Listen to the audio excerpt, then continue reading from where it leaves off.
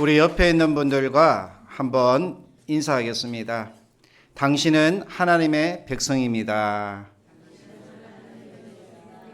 당신은 하나님의 자녀입니다. 오늘 말씀을 통해서 모세가 하나님 앞에 귀하게 쓰임받은 그 이야기를 함께 나누고자 합니다.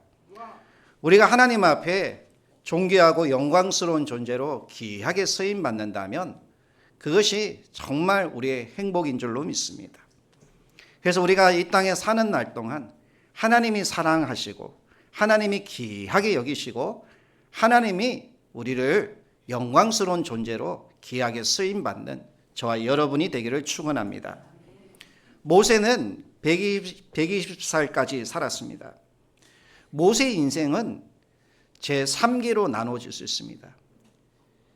제1기는 태어나서 40년간 바로 왕궁에서 성장하고 교육을 받은 기간입니다.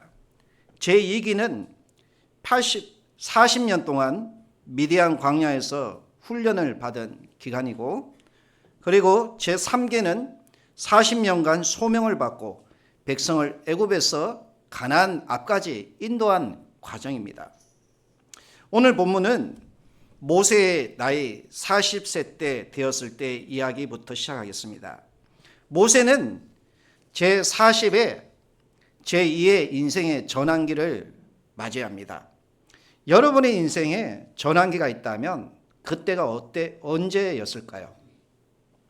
저는 제 인생의 전환기를 이야기하라 이렇게 얘기하면 아마 제가 38살 때 개척을 시작했습니다. 이 문산 땅을 한 번도 밟아보지 않았는데 이곳에 하나님의 부르심을 잊고 그냥 처음 밟고 그냥 겁도 없이 개척을 했어요. 아마 나이가 한 50이 넘었으면 개척을 안 했을 텐데 그때는 개척을 한 것 같아요. 그래서 제가 이 문산 땅을 오면서 어떤 생각을 한 줄 아세요? 제가 통일 전망대만 오더라도 북한하고 상당히 가까운 곳이구나 이렇게 생각을 했는데 이 통일 전망대를 넘어서 한참을 더 가는 거예요. 제가 직접 운전해서 왔는데 그러면서 여러분들도 이런 생각했을 거예요. 야, 이러다 북한 가는 거 아니야? 이렇게 생각을 하면서 여러분이 문산 땅까지 오신 분들도 있는 줄로 믿습니다. 모세는 인생의 40대에 그의 인생의 전환점을 맞이합니다. 모세는 젖될 때까지 어머님 품에서 신앙 교육을 받았습니다. 그리고 젖을 떼자마자 바로 공주인 양 어머니에게서 왕실 교육을 받았습니다. 모세의 양 어머니는 역사적으로 합셉수트라고 알려져 있습니다. 모세를 죽이려고 했던 고대 이집트 제18왕조의 제6대 왕인 투투모스 1세로 기록되어 있습니다. 공주의 아버지는 2명의 왕자와 2명의 공주를 낳았지만 왕자 2과 딸 1명이 죽고 모세의 양 어머님만 살았다고 합니다. 그래서 그 공주의 양 아들이니 얼마나 교육을 잘 받았겠습니까? 모세의 어머니 하셉수트는 결혼을 하여 그녀의 남편이 왕이 되었어요. 그런데 그녀의 남편이 9년 동안 치리하다가 그렇게 죽었습니다. 그러니 양자였던 모세는 모든 사람에게 다 관심을 받는 대상이었던 것입니다. 모세가 그의 어머니가 모세의 이름을 모세라고 지었어요. 이 모세라는 말은 물에서 건져낸다라는 뜻을 가지고 있죠. 사실 모세는 2살 때 양 어머니로부터 그가 건짐을 받아서 그의 공주의 아들이 되었던 거예요. 그리고 그 어머니가 모세라는 이름을 지어주었는데 이 모세라는 것은 신적 출생을 의미하는 이름이었다는 거예요. 즉 앞으로 이 어머니가 이 아들은 이 이집트의 파라오가 될 거야 라는 그런 신께서 내게 주신 선물이라고 여기고 이 모세를 물에서 건져내어 이름을 짓고 그리고 그를 길렀던 거예요. 특별한 사명을 갖고 이 모세를 길렀던 것입니다. 이 모세는 앞으로 아주 바로가 될 수 있는, 이집트의 왕이 될 수 있는 그런 유력한 사람이었습니다. 그러므로 모세는 유년 시절 공주의 모든 사랑을 받으면서 앞으로의 차기 왕이 될 그런 왕자 교육을 받았던 것입니다. 당시 애굽은 세계에서 가장 강한 나라였고 학문과 문명을 갖추고 있는 나라였습니다. 세계 시민의식을 갖고 있는 나라였습니다. 문명의 중심지였습니다. 지금 말하면 모세는 하버드나 예일대, 옥스퍼드 대학에서 정말 최고의 교육을, 그보다 더한 교육을 받았습니다. 이 사실에 대해서 사도행전 7장 22절에 모세가 애굽 사람의 학술을 다 배워 그 말과 행사가 능하더라라고 이렇게 기록하고 있습니다. 애굽 사람의 모든 학문, 모든 지혜, 그리고 최고의 교육을 모세는 받았습니다. 단지 혈통만 유대 혈통이었는데 외모로 보나 그리고 말이나 그 행동이나 그 모든 것은 애굽 사람과 똑같았다라는 것입니다. 이제 모세의 나이가 40살이 되었을 때 누가 보더라도 이 모세는 왕이 될 사람이었습니다. 모든 사람이 다 이 모세를 주목했던 것입니다. 그런데 하나님은 모세를 이집트의 왕으로 쓰시지 않았습니다. 왜 하나님은 세상적으로 모든 것이 다 준비되어 있는 모세를 사용하지 않았을까요? 나이도 40살이고 최고의 교육을 받았는데 무엇이 또 부족하여서 하나님은 모세를 광야로 보냈을까요? 오늘 이 모세를 보면서 하나님께서 이 모세를 40년간 광야에서 훈련을 시키잖아요. 어떤 훈련을 시켰을까요? 하나님께서는요, 우리 한 사람 한 사람을 쓰시기 위해서도요, 우리를 그냥 쓰지 않습니다.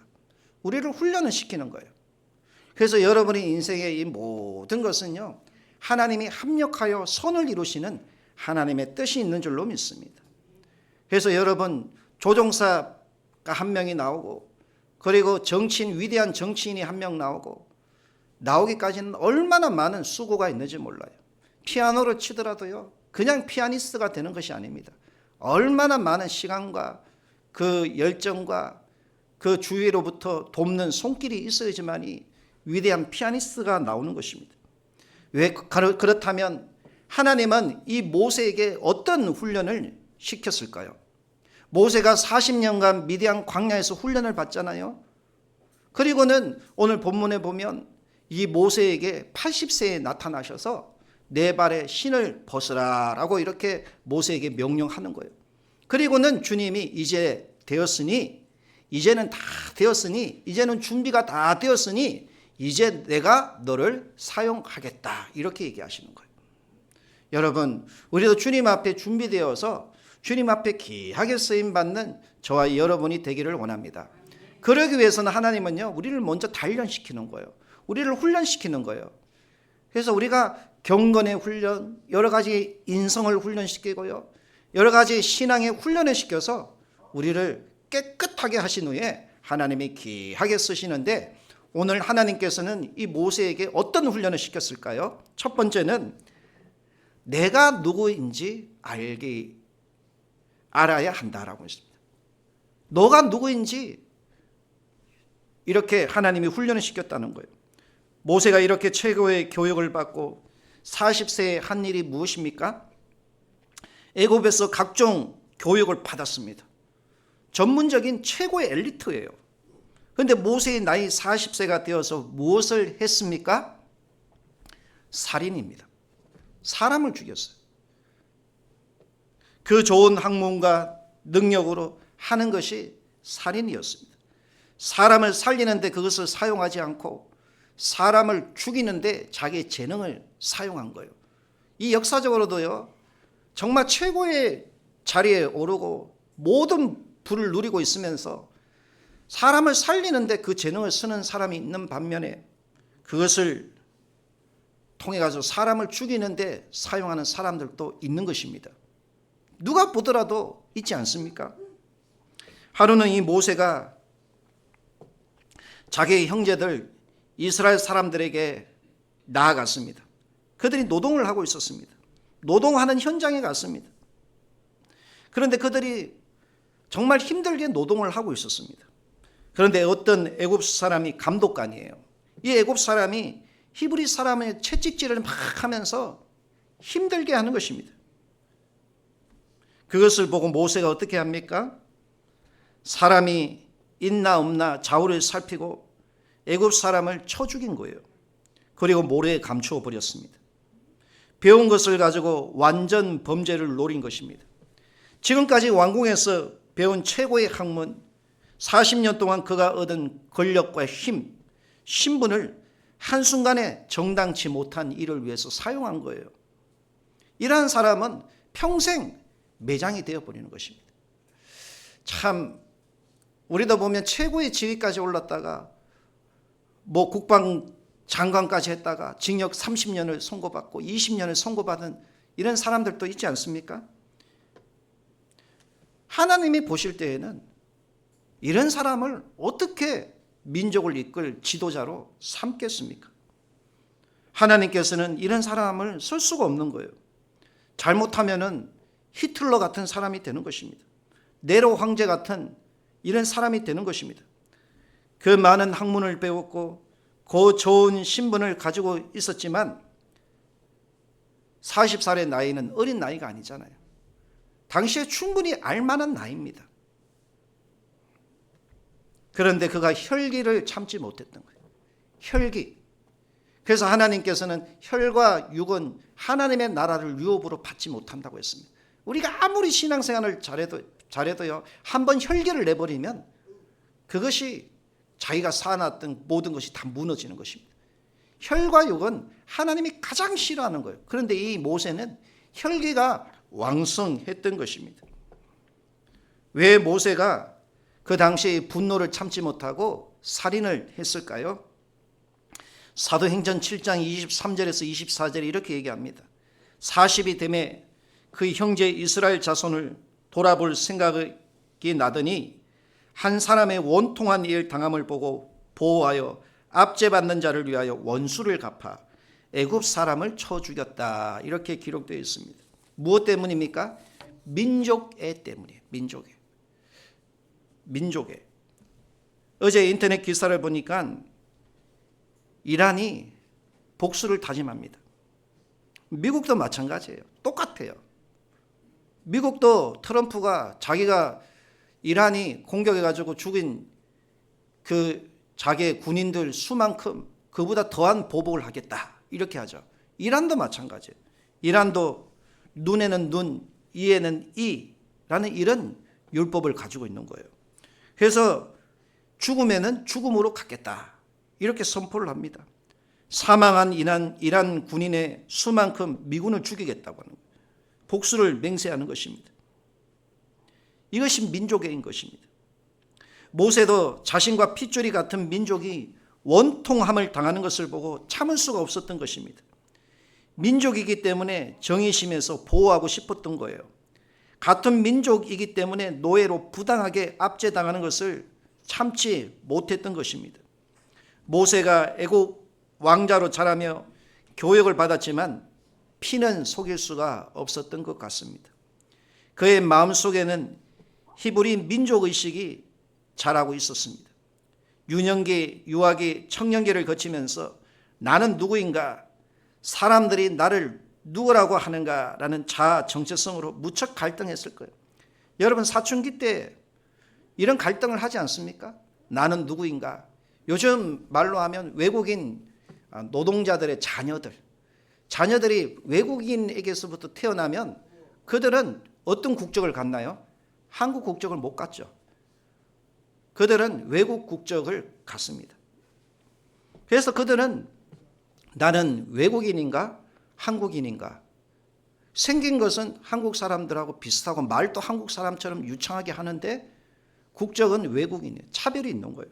그래서 갈등을 한다는 거예요. 이 모세는요, 양 어머니 밑에서 이 왕자 교육을 받으면서 종교 교육을 받았을 것입니다. 이집트는 다신교입니다. 그런데 우리가 믿는 하나님은 유일신이죠. 오직 하나님만이 참신이라는 거예요. 그러나 이 이집트는 여러 신 중에 하나님이 한 분이다. 이렇게 이게 종교다원주의죠. 그래서 이 다신론과 유일신에 대한 두 가지 종교 갈등 속에서 이 갈등을 했을 거예요. 그래서 모세는 나는 애굽인인가 이스라엘 사람인가, 피부색을 보면 이스라엘 사람인데 먹는 것이나 입는 것이나 말하는 것이나 행동하는 것을 보면 애굽 사람인 것입니다. 자신의 마음 깊숙이 숨어있는 민족의식으로 애굽인을 죽였을 때 모세는 자신의 동족이라고 생각하는 이스라엘 백성이 자기를 인정해 줄 줄 알았어요. 자기를 환영해 줄 줄 알았습니다. 그러나 결과는 어땠습니까? 결과는 정반대였던 것입니다. 자신의 생각과 기대와 달랐던 것입니다. 모세는 이스라엘 사람들로부터 충격을 받았을 것입니다. 큰 혼란에 빠졌을 것입니다. 자신의 생각과 저들의 생각이 다르구나. 우리도 살면서 남편과 아내도 만나면서 처음에는 생각이 좀 맞는 것 같은데 살아보니까 맞는 게 더 많습니까? 틀린 게 더 많습니까? 다른 게 더 많잖아요. 그죠? 처음에는 좀 비슷하다고 내가 대화가 통하네, 마음이 통하네, 뭔가 좀 공통점이 있네, 이렇게 생각해서 자기 생각을 갖고 기대를 갖고 사는데 살다 보니까 어떻게 해요? 허물이 보이고 죄가 보이고 다른 게 더 많은 거예요. 그렇지 않습니까? 모세도요, 처음에 이 이스라엘 민족을 볼 때는 저들도 나와 같은 사람이다 생각해서 그들을 도와주었는데 생각이 달랐던 거예요. 그들의 마음이 달랐던 거예요. 그 사람들은, 이스라엘 사람들은 모세를 같은 히브리 사람으로 생각하지 않았습니다. 애굽인으로 생각했습니다. 다음날 히브리인들끼리 싸울 때 모세가 그들을 책망합니다. 누가 너희는 어떻게 같은 이스라엘 히브리 사람으로 서로 다투느냐, 서로 위로하고 서로 도와주어야 될 존재들이 아니냐, 이렇게 이야기를 했더니 그들이 모세를 책망합니다. 누가 너로 우리의 주제와 법관으로 삼았느냐, 너는 애굽 왕자 아니냐, 자신들과 다른 사람이다, 이렇게 이야기를 하는 것입니다. 이 사건으로 애굽 사람들은 자신을 어떻게 대하고 있습니까? 이제까지 애굽 사람으로 애굽의 왕자로 대우해 주었는데 갑자기 돌변하는 것입니다. 그리고는 왕궁에 돌아갔더니 이 바로 왕이 이 모세를 더 이상 왕자로 보지 않는 것입니다. 당시의 문화에서는 왕자가 노예는 생명으로 취급을 하지 않았어요. 노예를 죽이는 것은 정말 아무것도 아니었던 것입니다. 그리고 사람 하나를 죽여도 왕자의 권위가 있기 때문에 그것이 그냥 넘어갔던 거예요. 그런데 바로는 이 모세를 왕자로 생각하지 않는 것입니다. 애굽 사람으로 받아들이지 않는 것입니다. 죽이려고 하는 거예요. 이 사건으로 모세는 광야 생활을 시작하게 된 것입니다. 광야에서 모세는 나는 누구인가? 40년 광야 훈련을 받은 후에 광야에서 모세를 부르면서 하나님이 이 모세를 바로에게 보내겠다라고 하는 거예요. 그때 이 모세가 하나님 앞에 이렇게 대답해요. 하나님, 내가 누구간데 바로에게 갈 수 있습니까? 이렇게 얘기하는 거예요. 그때까지만 해도 이 모세는 자기가 누구인지 몰랐던 거예요. 여러분은 누구입니까? 이렇게 우리가 질문을 하면 여러분은 나는 누구다라고 대답을 해야 할까요? 하나님께서는 이 모세를 누구라고 이야기를 하고 있습니까? 세계 1등 시민을 가진 애굽 사람도 아니고 민족주의 의식을 가진 이스라엘 사람도 아니고 너는 내 백성이고 그리고 하나님의 사람이다, 이렇게 얘기하는 거예요. 나는 하나님의 사람이요. 요한복음 1장 12절에 영접하는 자 곧 예수의 이름을 믿는 자는 누구의 자녀가 된다고요? 하나님의 자녀예요. 그래서 당신은 누굽니까? 라고 하면 나는 하나님의 사람입니다. 나는 하나님의 자녀입니다. 나는 하나님의 백성입니다. 이렇게 우리가 고백해야 될 줄로 믿습니다. 그래서 교회는 하나님을 믿는 하나님의 백성들이 모인 공동체예요. 예수님의 피로 값주고 산 공동체이고, 그리고 예수님을 머리로 한 그의 몸된 공동체이자 한 가족인 줄로 믿습니다. 에레미야서 30장 22절에 너희는 내 백성이 되고 나는 너의 하나님이 되겠다라고 이렇게 얘기하셨어요. 하나님은 나의 하나님이시고 나는 주님의 백성인 줄로 믿습니다. 그래서 하나님이 나를 하나님의 백성 삼아서 하나님을 영화롭게 하기 위해서 나를 부르시고 사명을 주신 줄로 믿습니다. 두 번째는 하나님께서 이 모세를 불러서 하나님이 누구인지 알게 하셨습니다. 모세가 사람을 죽일 때 어떻게 합니까? 좌우를 살핍니다. 왜 살폈습니까? 사람이 누가 보는지 안 보는지 그걸 살핀 거예요. 사람이 있으면 죽일 수가 없는 거죠. 그런데 사람이 아무도 보는 사람이 없다라고 생각했던 거예요. 그래서 그가 살인을 했는데 누가 그것도 보는 사람이 있었던 것 같아요. 이 말은요, 모세가 사람은 의식했지만 누구에 대한 신앙은 없었다고요? 하나님에 대한 신앙이 없었다는 거예요. 우리는요, 우리가 무엇을 하든지 간에 사람에게 하고 사람을 의지해서 하고 사람 앞에서 하는 것이 아니라 하나님의 백성들은 누구 앞에서 살아가는 존재입니까? 하나님 앞에서 살아가는 존재인 줄로 믿습니다. 그래서 지극히 작은 자를 우리가 섬기고 그를 말을 할 때에도 어떻게 하라고요? 죽게 하듯 하라는 거예요. 주님 앞에서 내가 섬기듯이 그렇게 섬기고 사랑하고 주님이 나를 용서함 같이 나도 용서하고 그렇게 함께 교제하라는 것입니다. 할렐루야. 그래서 너와 나 사이에는 너가 있고 내가 있지만 그 중간에는 누가 있다는 거예요? 우리의 화평이신 예수 그리스도가 중간에 있기 때문에 우리가 예수님을 통해서 내 형제를 바라보고 그리고 예수님을 통해서 내 형제를 섬기고 용서하고 사랑하는 이것이 하나님의 백성의 삶인 줄로 믿습니다. 그러나 이 모세는 좌우는 살폈다는 거예요. 이 말은 뭐예요? 사람을 보았다는 거예요. 사람을 의지했다는 거예요. 하나님을 의지하지 않았다는 거예요. 하나님을 바라보지 않았다라는 것입니다. 그러나 사람을 바라보고 아무도 보지 못했을 거야 하고 했는데 자기의 행위가 발각이 된 것입니다. 모세는 하나님에 대한 믿음이 있었을까요? 하나님에 대한 흐릿한 믿음은 있었을 것 같아요. 왜냐하면 어렸을 때 젖을 떼기 전까지는 어머니가 그 신앙 교육을 했을 거예요. 그러나 그의 인생의 대부분은 왕궁에서 다신교 교육을 받았던 것입니다. 그래서 그는 신앙은 있지만 어떤 신앙이었다고요? 혼합 신앙이었다는 거예요. 혼합 종교였다는 거예요. 오늘날 많은 사람들이요, 예수님을 믿다가 세상으로 떠나가면요, 그냥 혼합 신앙을 갖게 되는 거예요. 하나님은 여기도 계시고 교회 안에도 계시고 또 자기 집에도 계시고 자기가 어디 가든지 간에 하나님이 계신다는 거예요. 누가 보면 하나님이 나와 함께 하신다 이렇게 생각이 되어지잖아요. 그런데 그것이 함정이 있는 거예요. 그게 사탄의 유혹인 거예요. 사탄은요, 우리로 하여금 진리를 희미하게 만들어버려요. 진리를 우리가 정확하게 바라보면서 표대를 바라보면서 믿음의 고백을 갖고 살아가야 되는데 그것을 희미하게 만들어버려요. 하나님은 여기도 있고 저기도 있고 꼭 교회에만 가야 되느냐, 꼭 그리고 하나님의 말씀을 꼭 거기 교회에 가서 들어야 되느냐. 그러니까 자기 안일함과 편안함을 쫓아서 자기 중심적으로 살아가는 거예요. 사람의 생각과 사람의 방법을 가지고 판단하고 살아가는 것입니다. 그것이 혼합주의예요. 혼합주의. 그래서 오늘날 많은 가난안 교인들, 이 가난안 교회들이 교회를 나가다가 지금 나가지 않는 교인들이 꽤 많잖아요. 이런 교인들이 대부분 혼합주의에 빠져 있는 거예요.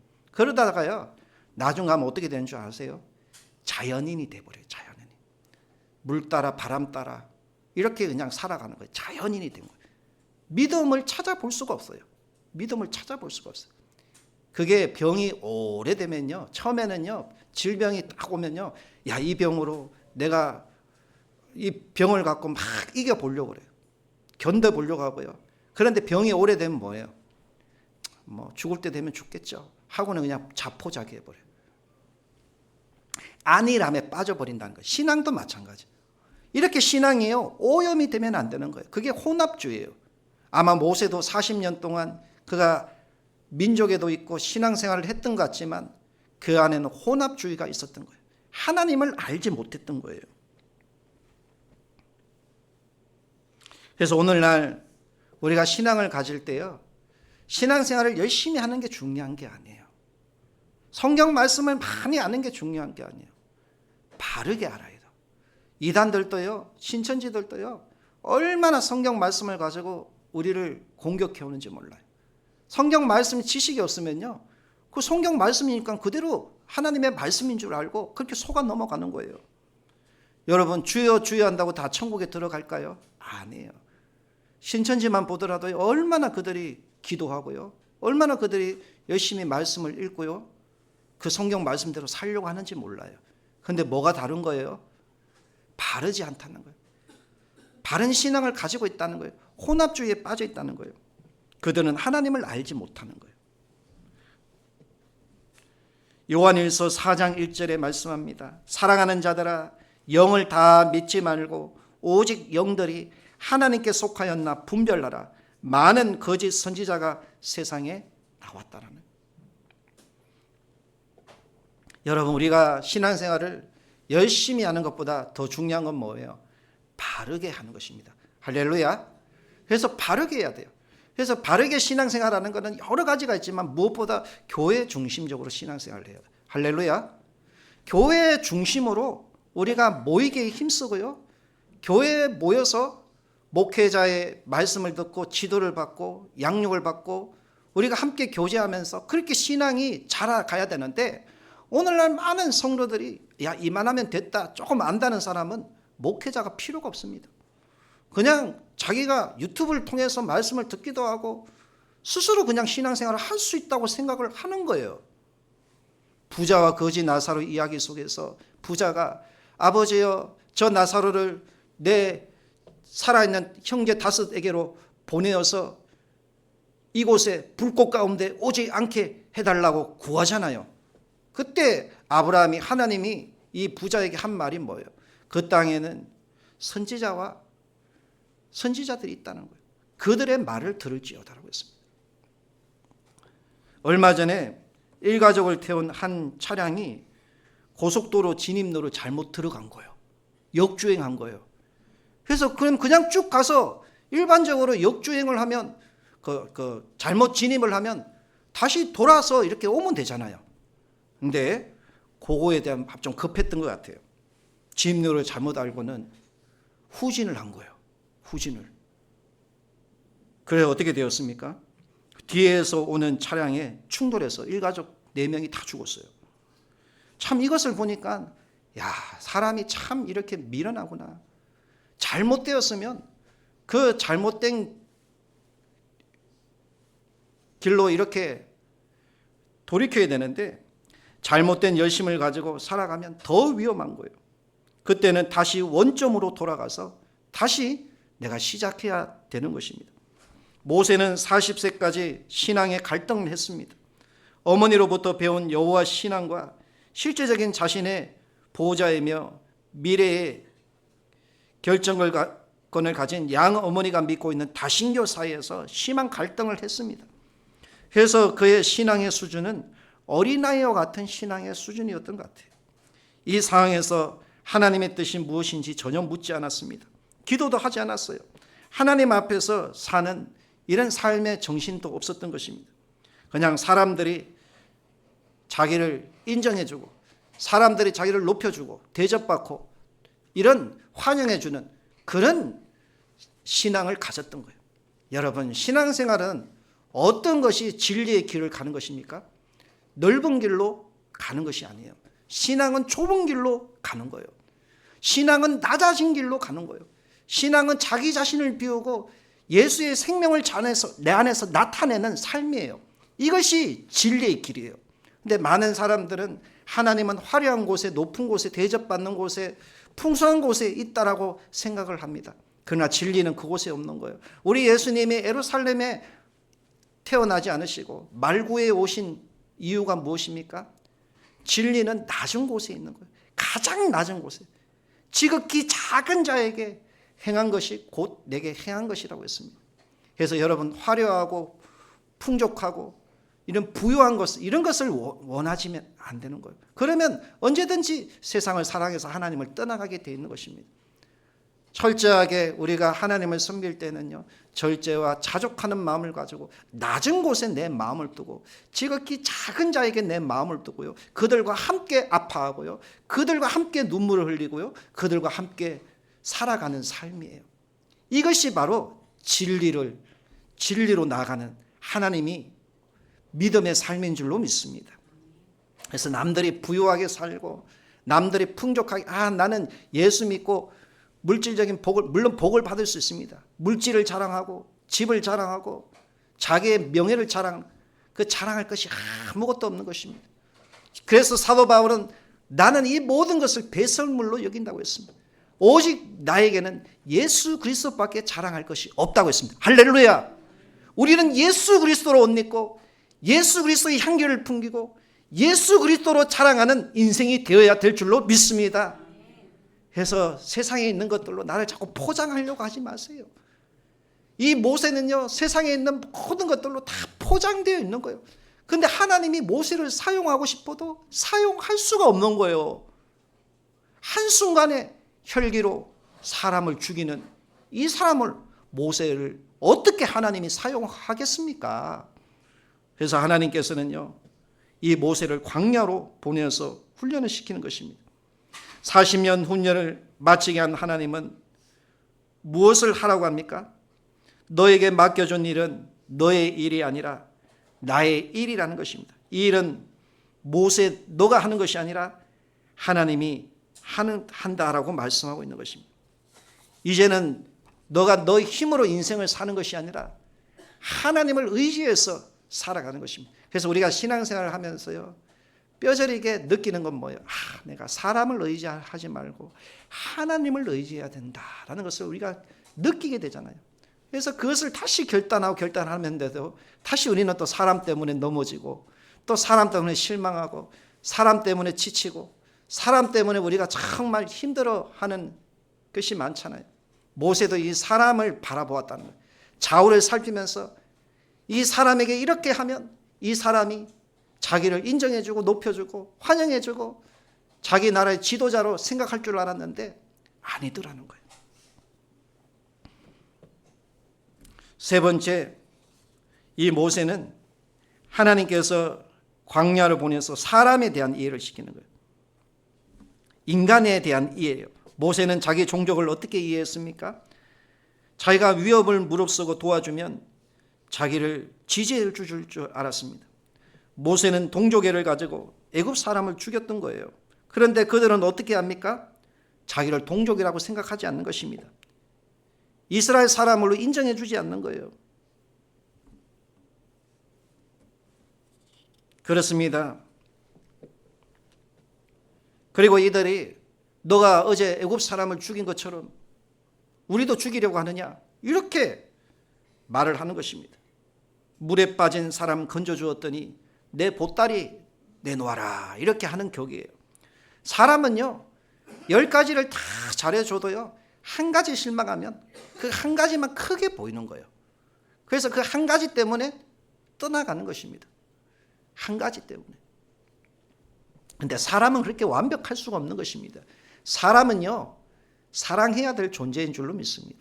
믿음의 대상은 오직 하나님밖에 없는 거예요. 그래서 여러분, 아예 사람을 섬기고 사람을 도와줄 때는 마음을 거저 주어야 돼요. 거저 해주어야 돼요. 거저 바라지 말고 여러분이 거저 할 수 있는 대로 그냥 거저 도와주십시오. 거저 섬겨주십시오. 대가를 바라지 마세요. 그 대가는 누가 하나님이 계산해 주십니까? 하나님이 주시는 거예요. 그래서 지극히 작은 소자에게 물 한 그릇이라고 대접을 하면 그 사람은 결단코 상을 잃지 않으리라고 했습니다. 그래서 우리는 하늘의 보물을 쌓아둬야 되는 거예요. 하나님이 내게 주실 상을 바라보면서 이 사람을 거저 도와주는 거예요. 너에게 겉옷을 원하면 속옷까지도 벗어주고 오리를 가자 하면 심리까지도 따라 가져오라는 거예요. 그 사람을 위해서 심어주고 뿌려주는 것은 누가 다 보상해 준다는 거예요. 그 사람이 하는 것이 아니라 하나님이 다 해준다는 거예요. 우리가 말씀에 의지해서 이렇게 행하면요, 하나님이 육으로 신고 신령한 것으로 하나님이 갚아주실 줄로 믿습니다. 그래서 우리가 죽게 하듯 사람을 대하고 사람을 섬기고 그에게 우리가 행해야 되는 것입니다. 모세는 죄와 저주 아래 타락한 인간의 속성을 몰랐습니다. 40년 광야 훈련을 받고 하나님께서 모세에게 사명을 줄 때 모세가 어떤 말을 합니까? 계속적으로 거부합니다. 아마 그 모세의 나이가 40세였으면 당장 나아갔을 것입니다. 그런데 왜 모세가 망설이고 있습니까? 사람을 알기 때문인 것입니다. 사람을 믿지 못하기 때문인 것입니다. 바로의 속성을 알기 때문인 것입니다. 모세는 40세에 그것을 몰랐기 때문에 겁없이 일을 저질렀습니다. 그러나 40년간 광야 훈련을 통해서 인간에 대한 이해가 생긴 거예요. 모세에게 사명을 주실 때 모습을 보면 우리가 이것을 정확하게 알 수 있는 거예요. 출애굽기 4장 1절에 보면 그들이 나를 믿지 않을 것입니다. 이렇게. 내가 아무리 하나님이 나를 보냈다고 해도 그들이 나를 믿지 않는다는 거예요. 참, 사람은 이런 거예요. 사람은 아무리 예수 믿으면 천국 가요. 하나님께서 천국은 있어요. 하나님은 살아계셔요. 아무리 여러분 복음을 전해보세요. 나 이대로 살래요. 하나님 보여주세요. 하나님 믿지 않잖아요. 사람은 그런 거예요. 그래서 사람이 한 영혼이 천하보다 귀한데 한 영혼이 마음의 문을 열고 예수를 영접한다는 건 이건 정말 기적이에요. 기적이에요. 여러분, 사람은 얼마나 사악한지 몰라요. 모세가 40세의 나이에 실패한 이유가 무엇입니까? 왜 하나님께서 모세를 40년간 미디안 광야로 보냈을까요?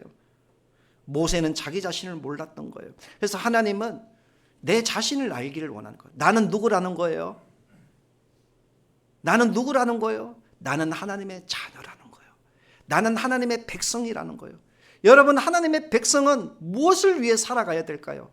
사명을 위해 살아가야 될 줄로 믿습니다. 그래서 부르심의 뜻을 우리가 붙잡고 살아가야 돼요. 그것을 붙들고 기도해야 될 줄로 믿습니다. 그러면 하나님이요, 그 기도를 받으시는 거예요. 이게 강권적인 기도예요. 제가 어떤 분에게 얘기했어요. 하나님이 나를 이 병을 주시고 그리고 하나님이 나를 불러주신 것에 대해서 사명이 있느냐? 왜 하나님이 내게 이런 고난을 주었는지 아느냐? 그리고 이 고난 가운데서 당신은 사명이 있느냐? 이렇게 물었더니 모르는 거예요. 그냥 아무 의미 없는 삶을 사는. 그래서 제가 이왕이면 하나님 앞에 강권적으로 좀 기도하면 좋겠다고 했어요. 하나님을 붙들고 야곱처럼 하나님을 붙들고 강권적으로 기도하라는 거예요. 사명을 붙들고 기도하라는 거예요. 그건 하나님께서 받으실 만한 기도예요. 하나님이 기뻐하시는 기도인 줄로 믿습니다. 그래서 헌신을 결단하는 기도인 거예요. 그렇게 우리가 적극적으로 좀 신앙생활하고 적극적으로 좀 기도하라는 거예요. 하나님이 내게 은혜 주시면, 하나님 내게 복을 주시면 내가 주님을 섬기겠습니다. 이게 아니에요. 하나님이 그리 아니하실지라도 하나님이 나를 부르신 이 사명을 붙들고 내가 충성하겠습니다. 기도하겠습니다. 주의 일을 힘쓰겠습니다. 이렇게 나아가면 하나님이 왜 그 삶에 복을 주지 않겠습니까? 이게 올바른 신앙생활이지 않겠습니까? 그런데 많은 사람들이 안일함 속에 빠져 있는 거예요. 혼합주의에 빠져 있는 거예요. 하나님 내게 은혜를 주시면, 복을 주시면 내가 주님의 뜻대로 살겠습니다. 이게 앞뒤가 바뀐 거예요. 로마서 1장 17절 말씀에 오직 의인은 믿음으로 말미암아 살리라고 했습니다. 믿음이라는 것은 눈에 보이지 않지만 손에 잡히는 것이 없지만 하나님은 나의 하나님이라는 이런 믿음의 고백을 갖고 보이지 않는 그곳에 발을 디디는 거예요. 일어나서 발을 디뎌서 걸어가는 거예요. 그때 역사가 나타나는 거예요. 물 떠온 하인들이 그 물을 떠서 연회장에게 갖다 줄 때에 물이 변할 포도주가 된 거예요. 이스라엘 백성들이 여리고성을 돌 때에 하나님이 그걸 보시고 여리고성을 무너지게 한 거예요. 홍해 앞에 있는 이 모세에게, 모세야 이제는 너는 기도 그만하고 이제는 너 손을 내밀어라. 그리고 모세가 손을 내밀어서 백성들로 향하여서 앞으로 나아가게 할 때 홍해가 갈라진 거예요. 여러분, 이것이 믿음이에요. 그래서 하나님은요, 우리에게 적극적으로 열심을 갖고 나아가기를 원하는 거예요. 주저앉아 있는 이런 것을 원하지 않는 것입니다. 하나님은 이 모세를 통해서 하나님은 이렇게 능력의 하나님인 것을 알게 하고 또 인간을 알게 했어요. 인간은 다 속고 속이고 그리고 사랑할 존재가 아니라는 것입니다. 믿음의 존재가 아니라는 거예요. 사랑해줘야 되고 섬겨야 되고 너희가 거저 받았으니 거저 주라는 거예요. 그리고 대가를 바라지 말라는 거예요. 그리고 하늘의 보물을 쌓고 죽게 하든 너가 섬겨야 되지 사람에 기대하지 말라는 거예요. 남편도 자식도 부모도 기대하지 말고 오직 하나님 앞에 이렇게 의지해서 살아가야 된다는 거예요. 이것이 믿음의 삶인 줄로 믿습니다. 우리가 세상을 바라보고요, 사람을 바라보게 되면요 정말 낙심하고 절망하는 거예요. 다시 우리가 하나님 어디 계십니까 하고는 하나님 원망하게 되는 것입니다. 모세는 40년간 광야 훈련을 통해서 혈기 왕성했던 모세가 지상에서 가장 온유한 사람으로 하나님이 만드신 거예요. 그래서 이 지상에서 모세보다 더 온유한 사람이 없다고 할 정도로 이 온유는 성령의 열매잖아요. 하나님이 우리에게 주신 성품인 거예요. 그래서 이 모세를 40년간 훈련시킨 후에 귀하게 민족의 지도자로 세웠던 것입니다. 디모데후서 2장 21절 말씀에 그러므로 누구든지 이런 것에서 자기를 깨끗하게 하면 기히 쓰는 그릇이 되어 거룩하고 주인의 쓰심에 합당하며 모든 선한 일에 예비함이 되리라. 하나님 앞에서 귀하게 쓰임받는 저와 여러분이 되기를 축원합니다. 우리 찬양하겠습니다.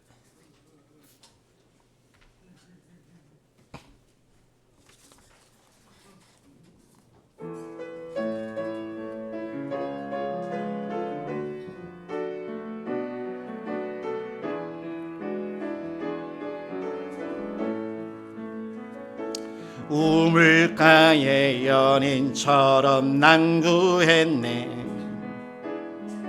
헛되고 헛된 것들을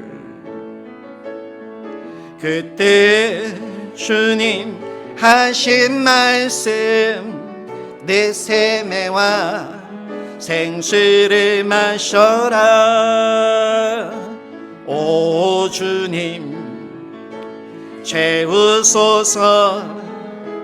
나의 잔을 높이 듭니다. 하늘 양식 내게 채워주소서. 넘치도록 채워주소서. 많고 많은 사람들이 찾아섰네. 헛되고 헛된 것들을 주 안에 감추인 법에 세상 것과 난 비길 수 없네. 오 주님 채우소서. 나의 잔을 높이 듭니다. 하늘 양식 내게 채워주소서. 넘치도록 채워주소서. 내 친구여 거기서 돌아오라. 내 주의 넓은 품으로. 우리 주님 너를 반겨 그 넓은 품에 안아주시리. 오 주님 채우소서. 나의 잔을 높여듭니다. 하늘 양식 내게 채워주소서. 넘치도록 채워주소서. 이 시간 우리 하나님께 기도하겠습니다.